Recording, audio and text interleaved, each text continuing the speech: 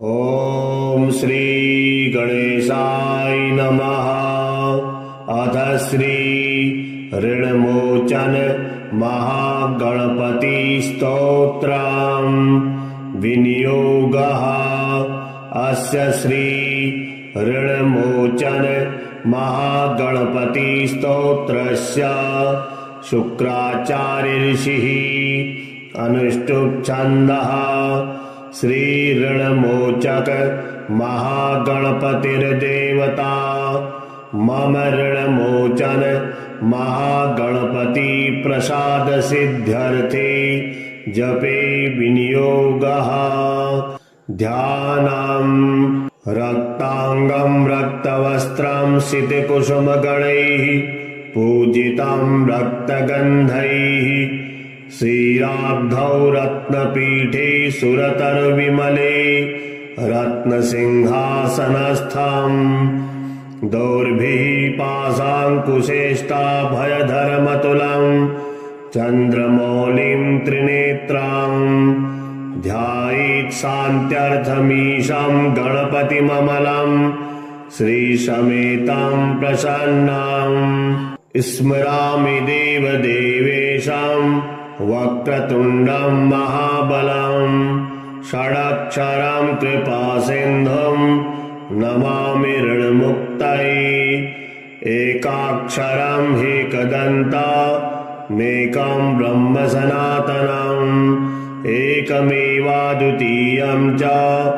नमामि ऋणमुक्तये महागणपतिं देवं महासत्त्वं महाबलं महाविघ्नहरं शम्भो नमामि ऋणमुक्तये कृष्णाम्बरं कृष्णवर्णं कृष्णगन्धानुलेपनं कृष्णसर्पोपवीतं च नमामि ऋणमुक्तये रक्ताम्बरं रक्तवर्णं रक्तगन्धानुलेपनं रक्तपुष्पप्रियं देवं नमामि ऋणमुक्तये पीताम्बरं पीतवर्णं पीतगन्धानुलेपनं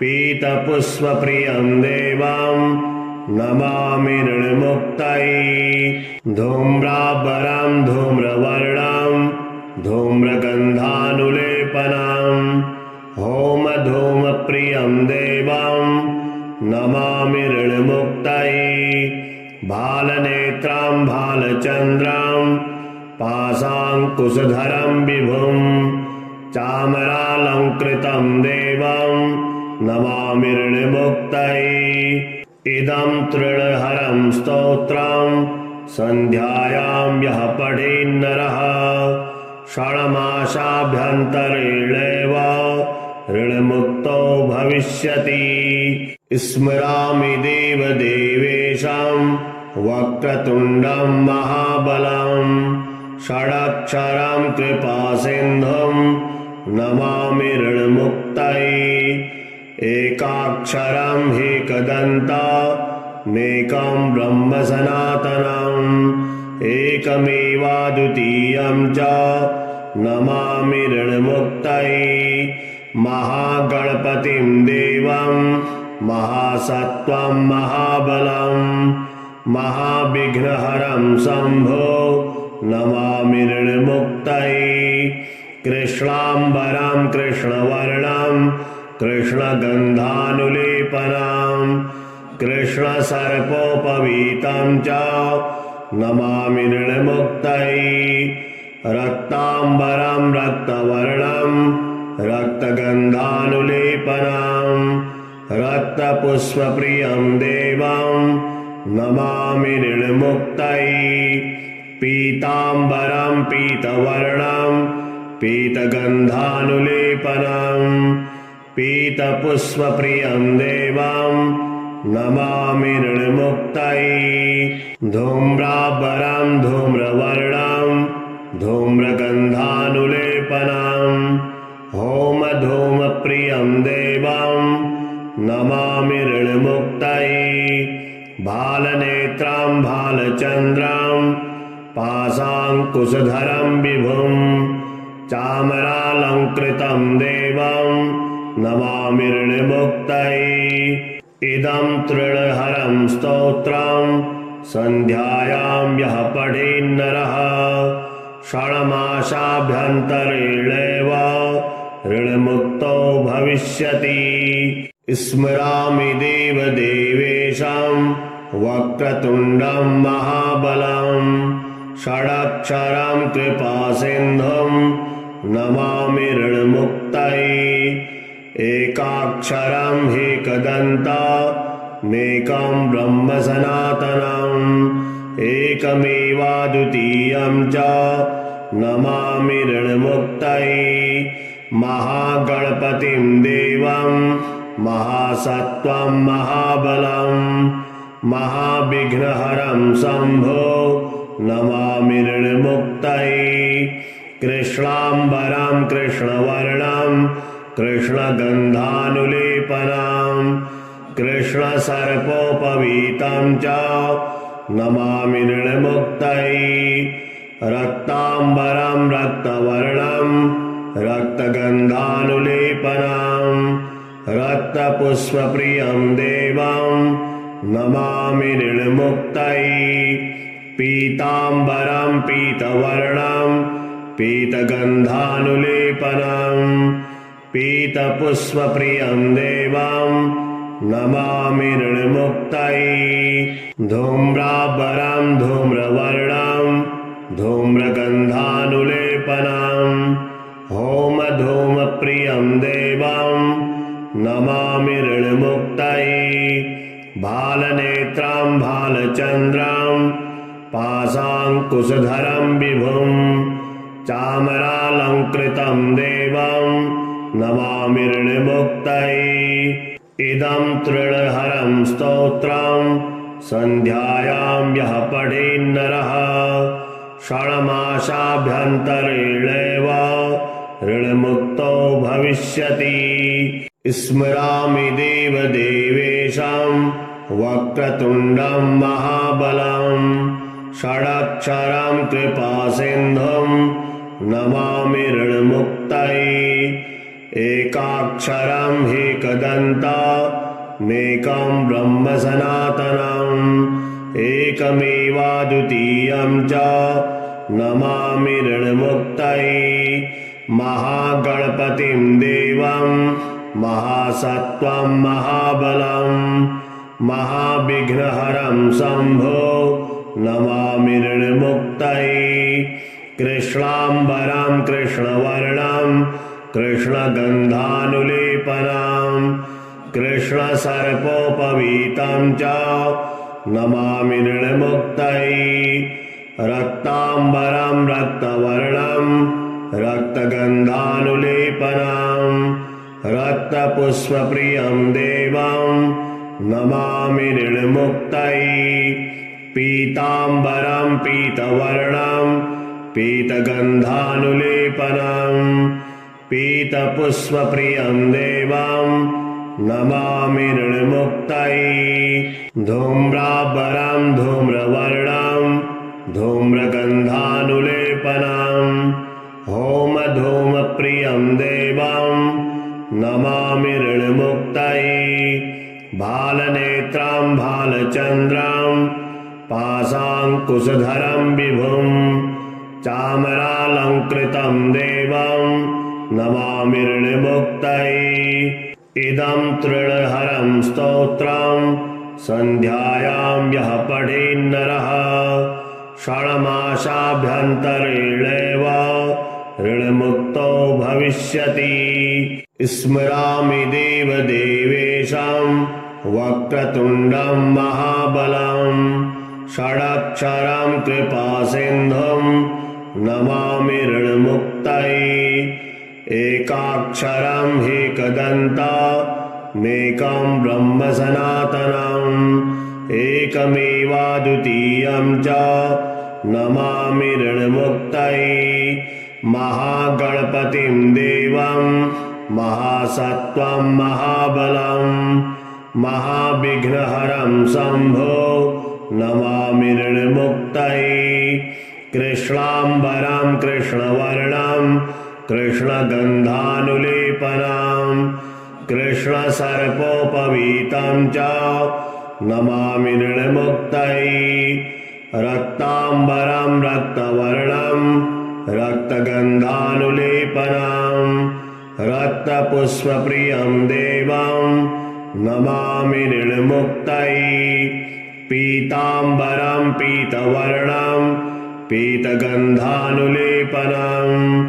पीतपुष्पप्रियं देवं नमामि निर्मुक्तये धूम्राम्बरं धूम्रवर्णं धूम्रगन्धानुलेपनं होमधूमप्रियं देवं नमामि निर्मुक्तये भालनेत्रं भालचन्द्रं पाशाङ्कुशधरं विभुं चामरालङ्कृतं देवं नमामि निर्मुक्तये इदं तृणहरं स्तोत्रं सन्ध्यायां यः पठेन्नरः षण्मासाभ्यन्तरेणैव ऋणमुक्तो भविष्यति स्मरामि देवदेवेशं वक्रतुण्डं महाबलं षडक्षरं कृपासिन्धुं नमामि ऋणमुक्तये एकाक्षरं ह्येकदन्तमेकं ब्रह्म सनातनम् एकमेवाद्वितीयं च नमामि ऋणमुक्तये महागणपतिं देवं महासत्त्वं महाबलं महाविघ्नहरं शम्भो नमामि ऋणमुक्तये कृष्णाम्बरं कृष्णवर्णं कृष्णगन्धानुलेपनं कृष्णसर्पोपवीतं च नमामि ऋणमुक्तये रक्ताम्बरं रक्तवर्णं रक्तगन्धानुलेपनं रक्तपुष्पप्रियं देवं नमामि ऋणमुक्तये पीताम्बरं पीतवर्णं पीतगन्धानुलेपनं पीतपुष्पप्रियं देवं नमामि ऋणमुक्तये धूम्राम्बरं धूम्रवर्णं धूम्रगन्धानुलेपनं होमधूमप्रियं देवं नमामि ऋणमुक्तये भालनेत्रं भालचन्द्रं पाशाङ्कुशधरं विभुं चामरालङ्कृतं देवं नमामि ऋणमुक्तये इदं तृणहरं स्तोत्रं सन्ध्यायां यः पठेन्नरः षण्मासाभ्यन्तरेणैव ऋणमुक्तो भविष्यति स्मरामि देवदेवेशं वक्रतुण्डं महाबलं षडक्षरं कृपासिन्धुं नमामि ऋणमुक्तये एकाक्षरं ह्येकदन्तमेकं ब्रह्म सनातनम् एकमेवाद्वितीयं च नमामि ऋणमुक्तये महागणपतिं देवं महासत्त्वं महाबलं महाविघ्नहरं शम्भो नमामि ऋणमुक्तये कृष्णाम्बरं कृष्णवर्णं कृष्णगन्धानुलेपनं कृष्णसर्पोपवीतं च नमामि ऋणमुक्तये रक्ताम्बरं रक्तवर्णं रक्तगन्धानुलेपनं रक्तपुष्पप्रियं देवं नमामि ऋणमुक्तये पीताम्बरं पीतवर्णं पीतगन्धानुलेपनं पीतपुष्पप्रियं देवं नमामि ऋणमुक्तये धूम्राम्बरं धूम्रवर्णं धूम्रगन्धानुलेपनं होमधूमप्रियं देवं नमामि ऋणमुक्तये भालनेत्रं भालचन्द्रं पाशाङ्कुशधरं विभुं चामरालङ्कृतं देवं नमामि ऋणमुक्तये इदं तृणहरं स्तोत्रं सन्ध्यायां यः पठेन्नरः षण्मासाभ्यन्तरेणैव ऋणमुक्तो भविष्यति। स्मरामि देवदेवेशं वक्रतुण्डं महाबलं षडक्षरं कृपासिन्धुं नमामि ऋणमुक्तये। एकाक्षरं ह्येकदन्तमेकं ब्रह्म सनातनम् एकमेवाद्वितीयं च नमामि ऋणमुक्तये। महागणपतिं देवं महासत्त्वं महाबलं महाविघ्नहरं शम्भो नमामि ऋणमुक्तये। कृष्णाम्बरं कृष्णवर्णं कृष्णगन्धानुलेपनं कृष्णसर्पोपवीतं च नमामि ऋणमुक्तये। रक्ताम्बरं रक्तवर्णं रक्तगन्धानुलेपनं रक्तपुष्पप्रियं देवं नमामि ऋणमुक्तये। पीताम्बरं पीतवर्णं पीतगन्धानुलेपनं पीतपुष्पप्रियं देवं नमामि ऋणमुक्तये। धूम्राम्बरं धूम्रवर्णं धूम्रगन्धानुलेपनं होमधूमप्रियं देवं नमामि ऋणमुक्तये। भालनेत्रं भालचन्द्रं पाशाङ्कुशधरं विभुं चामरालङ्कृतं देवं नमामि ऋणमुक्तये। इदं तृणहरं स्तोत्रं सन्ध्यायां यः पठेन्नरः षण्मासाभ्यन्तरेणैव ऋणमुक्तो भविष्यति। स्मरामि देवदेवेशं वक्रतुण्डं महाबलं षडक्षरं कृपासिन्धुं नमामि ऋणमुक्तये। एकाक्षरं ह्येकदन्तमेकं ब्रह्म सनातनम् एकमेवाद्वितीयं च नमामि ऋणमुक्तये। महागणपतिं देवं महासत्त्वं महाबलं महाविघ्नहरं शम्भो नमामि ऋणमुक्तये। कृष्णाम्बरं कृष्णवर्णं कृष्णगन्धानुलेपनं कृष्णसर्पोपवीतं च नमामि ऋणमुक्तये। रक्ताम्बरं रक्तवर्णं रक्तगन्धानुलेपनं रक्तपुष्पप्रियं देवं नमामि ऋणमुक्तये। पीताम्बरं पीतवर्णं पीतगन्धानुलेपनं पीतपुष्पप्रियं देवं नमामि ऋणमुक्तये। धूम्राम्बरं धूम्रवर्णं धूम्रगन्धानुलेपनं होमधूमप्रियं देवं नमामि ऋणमुक्तये।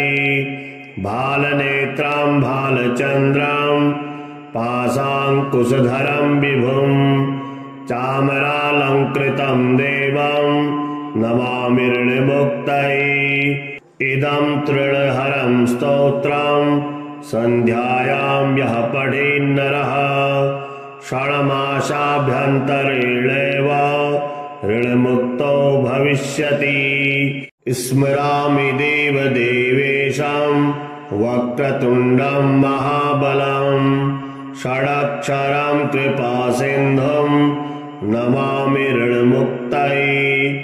एकाक्षरं ह्येकदन्तमेकं ब्रह्म सनातनम् एकमेवाद्वितीयं च नमामि ऋणमुक्तये। महागणपतिं देवं महासत्त्वं महाबलं महाविघ्नहरं शम्भो नमामि ऋणमुक्तये। कृष्णाम्बरं कृष्णवर्णं कृष्णगन्धानुलेपनं कृष्णसर्पोपवीतं च नमामि निर्मुक्तये रक्ताम्बरं रक्तवर्णं रक्तगन्धानुलेपनं रक्तपुष्पप्रियं देवं नमामि निर्मुक्तये पीताम्बरं पीतवर्णं पीतगन्धानुलेपनं पीतपुष्पप्रियं देवं नमामि निर्मुक्तये धूम्राम्बरं धूम्रवर्णं धूम्रगन्धानुलेपनं होमधूमप्रियं देवं नमामि निर्मुक्तये भालनेत्रं भालचन्द्रं पाशाङ्कुशधरं विभुं चामरालङ्कृतं देवं नमामि निर्मुक्तये इदं तृणहरं स्तोत्रं सन्ध्यायां यः पठेन्नरः षण्मासाभ्यन्तरेणैव ऋणमुक्तो भविष्यति स्मरामि देवदेवेशं वक्रतुण्डं महाबलं षडक्षरं कृपासिन्धुं नमामि ऋणमुक्तये एकाक्षरं ह्येकदन्तमेकं ब्रह्म सनातनम् एकमेवाद्वितीयं च नमामि ऋणमुक्तये महागणपतिं देवं महासत्त्वं महाबलं महाविघ्नहरं शम्भो नमामि ऋणमुक्तये कृष्णाम्बरं कृष्णवर्णं कृष्णगन्धानुलेपनं कृष्णसर्पोपवीतं च नमामि ऋणमुक्तये रक्ताम्बरं रक्तवर्णं रक्तगन्धानुलेपनं रक्तपुष्पप्रियं देवं नमामि ऋणमुक्तये पीताम्बरं पीतवर्णं पीतगन्धानुलेपनं पीतपुष्पप्रियं देवं नमामि ऋणमुक्तये धूम्राम्बरं धूम्रवर्णं धूम्रगन्धानुलेपनं होमधूमप्रियं देवं नमामि ऋणमुक्तये भालनेत्रं भालचन्द्रं पाशाङ्कुशधरं विभुं चामरालङ्कृतं देवं नमामि ऋणमुक्तये इदं तृणहरं स्तोत्रं सन्ध्यायां यः पठेन्नरः षण्मासाभ्यन्तरेणैव ऋणमुक्तो भविष्यति स्मरामि देवदेवेशं वक्रतुण्डं महाबलं षडक्षरं कृपासिन्धुं नमामि ऋणमुक्तये एकाक्षरं ह्येकदन्तमेकं ब्रह्म सनातनम् एकमेवाद्वितीयं च नमामि ऋणमुक्तये महागणपतिं देवं महासत्त्वं महाबलं महाविघ्नहरं शम्भो नमामि ऋणमुक्तये कृष्णाम्बरं कृष्णवर्णं कृष्णगन्धानुलेपनं कृष्णसर्पोपवीतं च नमामि ऋणमुक्तये रक्ताम्बरं रक्तवर्णं रक्तगन्धानुलेपनं रक्तपुष्पप्रियं देवं नमामि ऋणमुक्तये पीताम्बरं पीतवर्णं पीतगन्धानुलेपनं पीतपुष्पप्रियं देवं नमामि ऋणमुक्तये धूम्राम्बरं धूम्रवर्णं धूम्रगन्धानुलेपनं होमधूमप्रियं देवं नमामि ऋणमुक्तये भालनेत्रं भालचन्द्रं पाशाङ्कुशधरं विभुं चामरालङ्कृतं देवं नमामि ऋणमुक्तये इदं तृणहरं स्तोत्रं सन्ध्यायां यः पठेन्नरः षण्मासाभ्यन्तरेणैव ऋणमुक्तो भविष्यति। स्मरामि देवदेवेशं वक्रतुण्डं महाबलं षडक्षरं कृपासिन्धुं नमामि ऋणमुक्तये। एकाक्षरं ह्येकदन्तमेकं ब्रह्म सनातनम् एकमेवाद्वितीयं च नमामि ऋणमुक्तये। महागणपतिं देवं महासत्त्वं महाबलं महाविघ्नहरं शम्भो नमामि ऋणमुक्तये। कृष्णाम्बरं कृष्णवर्णं कृष्णगन्धानुलेपनं कृष्णसर्पोपवीतं च नमामि ऋणमुक्तये। रक्ताम्बरं रक्तवर्णं रक्तगन्धानुलेपनं रक्तपुष्पप्रियं देवं नमामि ऋणमुक्तये। पीताम्बरं पीतवर्णं पीतगन्धानुलेपनं पीतपुष्पप्रियं देवं नमामि ऋणमुक्तये। धूम्राम्बरं धूम्रवर्णं धूम्रगन्धानुलेपनं होमधूमप्रियं देवं नमामि ऋणमुक्तये। भालनेत्रं भालचन्द्रं पाशाङ्कुशधरं विभुं चामरालङ्कृतं देवं नमामि ऋणमुक्तये। इदं तृणहरं स्तोत्रं सन्ध्यायां यः पठेन्नरः षण्मासाभ्यन्तरेणैव ऋणमुक्तो भविष्यति। स्मरामि देवदेवेशं वक्रतुण्डं महाबलं षडक्षरं कृपासिन्धुं नमामि ऋणमुक्तये। एकाक्षरं ह्येकदन्तमेकं ब्रह्म सनातनम् एकमेवाद्वितीयं च नमामि ऋणमुक्तये। महागणपतिं देवं महासत्त्वं महाबलं महाविघ्नहरं शम्भो नमामि ऋणमुक्तये। कृष्णाम्बरं कृष्णवर्णं कृष्णगन्धानुलेपनं कृष्णसर्पोपवीतं च नमामि ऋणमुक्तये। रक्ताम्बरं रक्तवर्णं रक्तगन्धानुलेपनं रक्तपुष्पप्रियं देवं नमामि ऋणमुक्तये। पीताम्बरं पीतवर्णं पीतगन्धानुलेपनं पीतपुष्पप्रियं देवं नमामि ऋणमुक्तये। धूम्राम्बरं धूम्रवर्णं धूम्रगन्धानुलेपनं होमधूमप्रियं देवं नमामि ऋणमुक्तये। भालनेत्रं भालचन्द्रं पाशाङ्कुशधरं विभुं चामरालङ्कृतं देवं नमामि ऋणमुक्तये।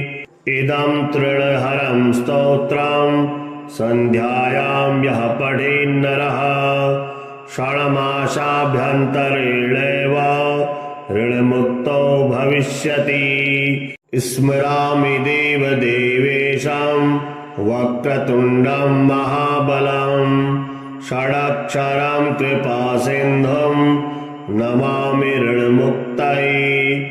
एकाक्षरं ह्येकदन्तमेकं ब्रह्म सनातनम् एकमेवाद्वितीयं च नमामि ऋणमुक्तये।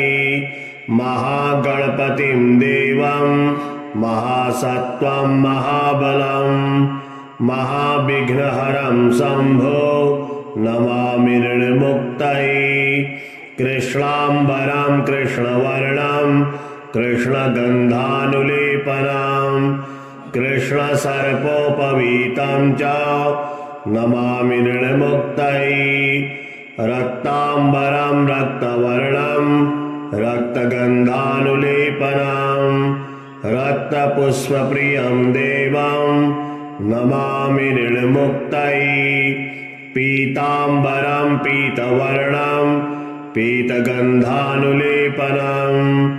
पीतपुष्पप्रियं देवं नमामि ऋणमुक्तये धूम्राम्बरं धूम्रवर्णं धूम्रगन्धानुलेपनं होमधूमप्रियं देवं नमामि ऋणमुक्तये भालनेत्रं भालचन्द्रं पाशाङ्कुशधरं विभुं चामरालङ्कृतं देवं नमामि ऋणमुक्तये इदं तृणहरं स्तोत्रं सन्ध्यायां यः पठेन्नरः षण्मासाभ्यन्तरेणैव ऋणमुक्तो भविष्यति स्मरामि देवदेवेशं वक्रतुण्डं महाबलं षडक्षरं कृपासिन्धुं नमामि ऋणमुक्तये एकाक्षरं ह्येकदन्तमेकं ब्रह्म सनातनम् एकमेवाद्वितीयं च नमामि ऋणमुक्तये महागणपतिं देवं महासत्त्वं महाबलं महाविघ्नहरं शम्भो नमामि ऋणमुक्तये कृष्णाम्बरं कृष्णवर्णं कृष्णगन्धानुलेपनं कृष्णसर्पोपवीतं च नमामि ऋणमुक्तये रक्ताम्बरं रक्तवर्णं रक्तगन्धानुलेपनं रक्तपुष्पप्रियं देवं नमामि ऋणमुक्तये पीताम्बरं पीतवर्णं पीतगन्धानुलेपनं पीतपुष्पप्रियं देवं नमामि ऋणमुक्तये धूम्राम्बरं धूम्रवर्णं धूम्रगन्धानुलेपनं होमधूमप्रियं देवं नमामि ऋणमुक्तये भालनेत्रं भालचन्द्रं पाशाङ्कुशधरं विभुं चामरालङ्कृतं देवं नमामि ऋणमुक्तये इदं तृणहरं स्तोत्रं सन्ध्यायां यः पठेन्नरः षण्मासाभ्यन्तरेणैव ऋणमुक्तो भविष्यति स्मरामि देवदेवेशं वक्रतुण्डं महाबलं षडक्षरं कृपासिन्धुं नमामि ऋणमुक्तये एकाक्षरं ह्येकदन्तमेकं ब्रह्म सनातनम् एकमेवाद्वितीयं च नमामि ऋणमुक्तये महागणपतिं देवं महासत्त्वं महाबलं महाविघ्नहरं शम्भो नमामि ऋणमुक्तये कृष्णाम्बरं कृष्णवर्णं कृष्णगन्धानुलेपनं कृष्णसर्पोपवीतं च नमामि ऋणमुक्तये रक्ताम्बरं रक्तवर्णं रक्तगन्धानुलेपनं रक्तपुष्पप्रियं देवं नमामि ऋणमुक्तये पीताम्बरं पीतवर्णं पीतगन्धानुलेपनं पीतपुष्पप्रियं देवं नमामि ऋणमुक्तये धूम्राम्बरं धूम्रवर्णं धूम्रगन्धानुलेपनं होमधूमप्रियं देवं नमामि ऋणमुक्तये भालनेत्रं भालचन्द्रं पाशाङ्कुशधरं विभुं चामरालङ्कृतं देवं नमामि ऋणमुक्तये इदं तृणहरं स्तोत्रं सन्ध्यायां यः पठेन्नरः षण्मासाभ्यन्तरेणैव ऋणमुक्तो भविष्यति। स्मरामि देवदेवेशं वक्रतुण्डं महाबलं षडक्षरं कृपासिन्धुं नमामि ऋणमुक्तये।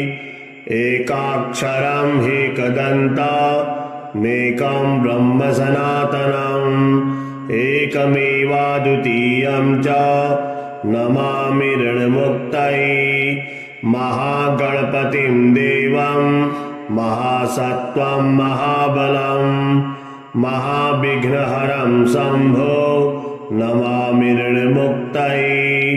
कृष्णाम्बरं कृष्णवर्णं कृष्णगन्धानुलेपनं कृष्णसर्पोपवीतं च नमामि ऋणमुक्तये। रक्ताम्बरं रक्तवर्णं रक्तगन्धानुलेपनं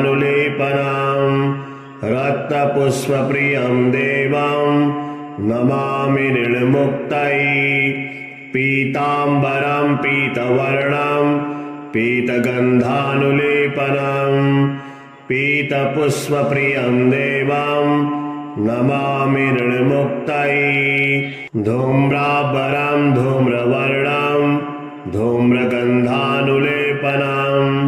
होमधूमप्रियं देवं नमामि ऋणमुक्तये।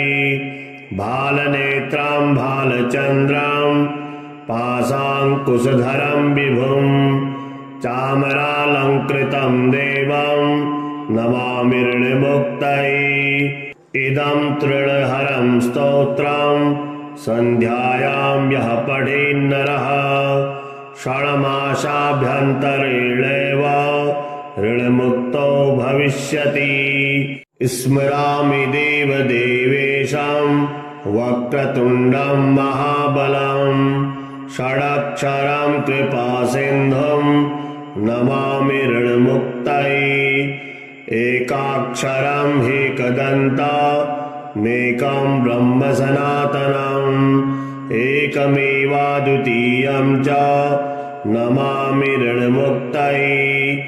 महागणपतिं देवं महासत्त्वं महाबलं महाविघ्नहरं शम्भो नमामि ऋणमुक्तये। कृष्णाम्बरं कृष्णवर्णं कृष्णगन्धानुलेपनं कृष्णसर्पोपवीतं च नमामि ऋणमुक्तये। रक्ताम्बरं रक्तवर्णं रक्तगन्धानुलेपनं रक्तपुष्पप्रियं देवं नमामि ऋणमुक्तये। पीताम्बरं पीतवर्णं पीतगन्धानुलेपनं पीतपुष्पप्रियं देवं नमामि ऋणमुक्तये। धूम्राम्बरं धूम्रवर्णं धूम्रगन्धानुलेपनं होमधूमप्रियं देवं नमामि ऋणमुक्तये। भालनेत्रं भालचन्द्रं पाशाङ्कुशधरं विभुं चामरालङ्कृतं देवं नमामि ऋणमुक्तये। इदं तृणहरं स्तोत्रं सन्ध्यायां यः पठेन्नरः षण्मासाभ्यन्तरेणैव ऋणमुक्तो भविष्यति। स्मरामि देवदेवेशं वक्रतुण्डं महाबलं षडक्षरं कृपासिन्धुं नमामि ऋणमुक्तये। एकाक्षरं ह्येकदन्तमेकं ब्रह्म सनातनम् एकमेवाद्वितीयं च नमामि ऋणमुक्तये। महागणपतिं देवं महासत्त्वं महाबलं महाविघ्नहरं शम्भो नमामि ऋणमुक्तये। कृष्णाम्बरं कृष्णवर्णं कृष्णगन्धानुलेपनं कृष्णसर्पोपवीतं च नमामि ऋणमुक्तये। रक्ताम्बरं रक्तवर्णं रक्तगन्धानुलेपनं रक्तपुष्पप्रियं देवं नमामि निर्मुक्तये पीताम्बरं पीतवर्णं पीतगन्धानुलेपनं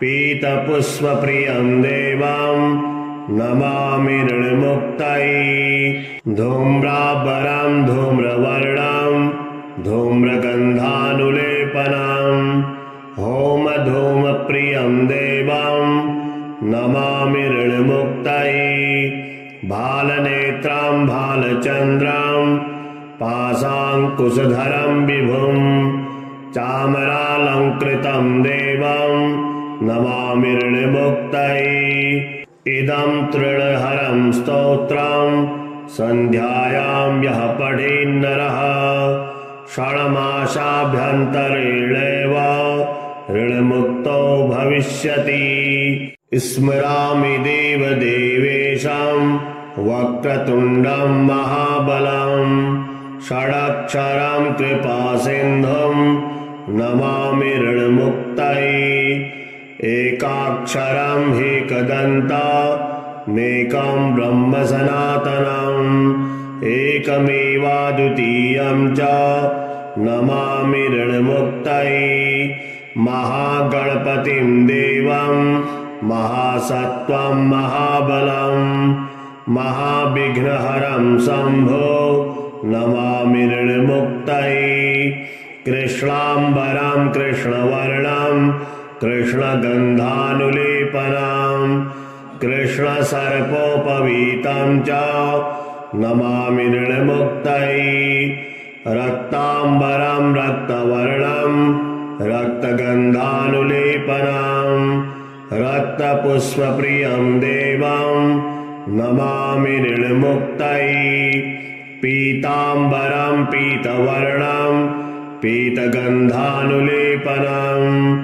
पीतपुष्पप्रियं देवं नमामि ऋणमुक्तये धूम्राम्बरं धूम्रवर्णं धूम्रगन्धानुलेपनं होमधूमप्रियं देवं नमामि ऋणमुक्तये भालनेत्रं भालचन्द्रं पाशाङ्कुशधरं विभुं चामरालङ्कृतं देवं नमामि ऋणमुक्तये इदं तृणहरं स्तोत्रं सन्ध्यायां यः पठेन्नरः षण्मासाभ्यन्तरेणैव ऋणमुक्तो भविष्यति स्मरामि देवदेवेशं वक्रतुण्डं महाबलं षडक्षरं कृपासिन्धुं नमामि ऋणमुक्तये एकाक्षरं ह्येकदन्तमेकं ब्रह्म सनातनम् एकमेवाद्वितीयं च नमामि ऋणमुक्तये महागणपतिं देवं महासत्त्वं महाबलं महाविघ्नहरं शम्भो नमामि ऋणमुक्तये कृष्णाम्बरं कृष्णवर्णं कृष्णगन्धानुलेपनं कृष्णसर्पोपवीतं च नमामि ऋणमुक्तये रक्ताम्बरं रक्तवर्णं रक्तगन्धानुलेपनं रक्तपुष्पप्रियं देवं नमामि ऋणमुक्तये पीताम्बरं पीतवर्णं पीतगन्धानुलेपनं पीतपुष्पप्रियं देवं नमामि ऋणमुक्तये धूम्राम्बरं धूम्रवर्णं धूम्रगन्धानुलेपनं होमधूमप्रियं देवं नमामि ऋणमुक्तये भालनेत्रं भालचन्द्रं पाशाङ्कुशधरं विभुं चामरालङ्कृतं देवं नमामि ऋणमुक्तये इदं तृणहरं स्तोत्रं सन्ध्यायां यः पठेन्नरः षण्मासाभ्यन्तरेणैव ऋणमुक्तो भविष्यति। स्मरामि देवदेवेशं वक्रतुण्डं महाबलं षडक्षरं कृपासिन्धुं नमामि ऋणमुक्तये। एकाक्षरं ह्येकदन्तमेकं ब्रह्म सनातनम् एकमेवाद्वितीयं च नमामि ऋणमुक्तये। महागणपतिं देवं महासत्त्वं महाबलं महाविघ्नहरं शम्भो नमामि ऋणमुक्तये। कृष्णाम्बरं कृष्णवर्णं कृष्णगन्धानुलेपनं कृष्णसर्पोपवीतं च नमामि ऋणमुक्तये। रक्ताम्बरं रक्तवर्णं रक्तगन्धानुलेपनं रक्तपुष्पप्रियं देवं नमामि ऋणमुक्तये। पीताम्बरं पीतवर्णं पीतगन्धानुलेपनं पीतपुष्पप्रियं देवं नमामि ऋणमुक्तये। धूम्राम्बरं धूम्रवर्णं धूम्रगन्धानुलेपनं होमधूमप्रियं देवं नमामि ऋणमुक्तये। भालनेत्रं भालचन्द्रं पाशाङ्कुशधरं विभुं चामरालङ्कृतं देवं नमामि ऋणमुक्तये। इदं तृणहरं स्तोत्रं सन्ध्यायां यः पठेन्नरः षण्मासाभ्यन्तरेणैव ऋणमुक्तो भविष्यति।